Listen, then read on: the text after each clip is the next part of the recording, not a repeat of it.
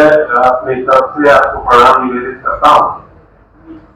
मित्रों, यह बताते हुए मुझे बेहद हर्ष महसूस हो रहा है कि हर वर्ष की भांति इस साल भी हम लोग दिनकर जी के पुण्यतिथि के पूर्व संध्या पे 23 अप्रैल को बापू सभागार में दिन 11 बजे इससे भव्य कार्यक्रम का आयोजन कर रहे हैं।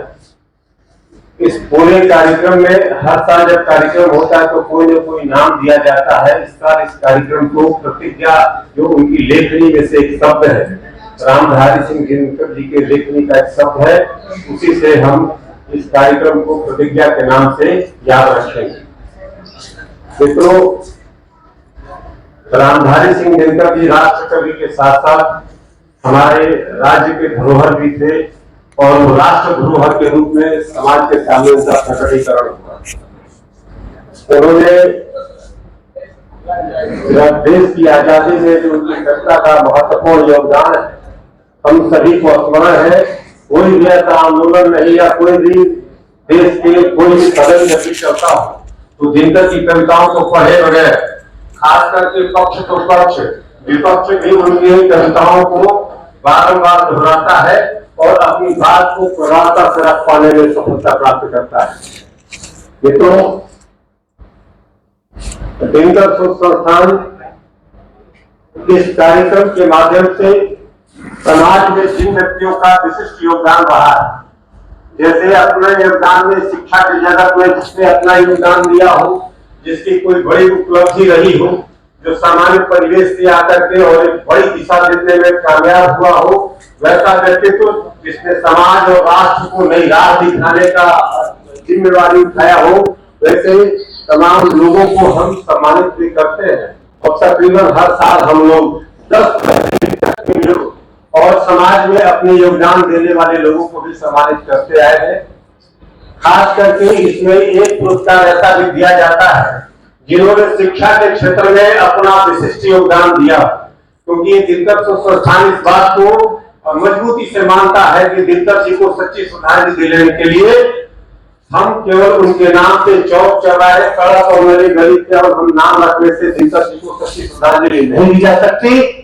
हमें उनके नाम पे एक अंतर्राष्ट्रीय विश्वविद्यालय होना चाहिए। इस बात को हमारे सारे सदस्य और जिनके बीच में भी विषय रखते हैं उस बात से प्रभावित होकर के उनकी भी सहमति हमें प्राप्त होती है। वैसे विशिष्ट लोगों को हम लेकर के चल रहे हैं। समाज में इंटरप्रेन्योर को दिनकर पुरस्कार और एक व्यक्ति को जिनका शिक्षा के क्षेत्र में विशिष्ट योगदान होता है, वैसे व्यक्ति को दिनकर सरस्वती पुरस्कार से सम्मानित करते हैं। और जब आप सभागार में आएंगे तो आपको एहसास होगा कि दिनकर की इस आवाज को कितनी पुरजोर तरीके से वो आवाज बुलंद करते हैं। हम दिनकर को सिर्फ इसलिए याद नहीं रखते हैं कि क्योंकि उनको पाठ्य पुस्तक में पढ़कर हमें उनके अंकों का मूल्यांकन करना है। दिनकर को हम इसलिए याद रखते हैं क्योंकि दिनकर की जो जीवन की शैली है, जो उनके कविताओं का जो सार है, इस बात की प्रेरणा देता है कि मनुष्य जब भी थकता है तो वो थक कर बैठ नहीं सकता।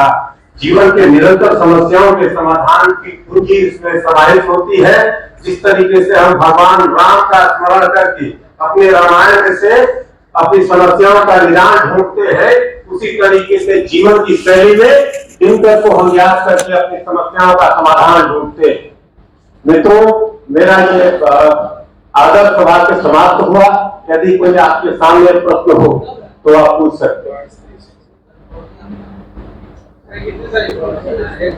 23 अप्रैल को दिन 11 बजे पटना के ऐतिहासिक गांधी मैदान के बिल्कुल बगल में बापू सभागार है, वही एक कार्यक्रम।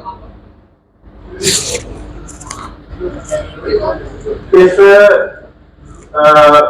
पूरे कार्यक्रम में हमारे प्रदेश के अति सम्मानित अध्यक्ष सम्राट चौधरी जी, हमारे वरिष्ठतम नेता माननीय नित्यानंद राय जी, आर.के. सिंह जी, मंगल पांडे जी, नितिन नवीन जी, ये सारे राज्य और देश के प्रबुद्ध जन वहां उपस्थित रहेंगे। उसके साथ साथ यूनिवर्सिटी के तमाम प्रोफेसर, चिकित्सा वर्ग के तमाम चिकित्सक और वकालत के क्षेत्रों से अधिवक्ता, कई अधिवक्ता समाज के वो पुरोधा जो इस समाज को नई दिशा देते रहे, वैसे लोग भी वहां उपस्थित रहेंगे। और आज के इस कार्यक्रम में हमारे साथ सभी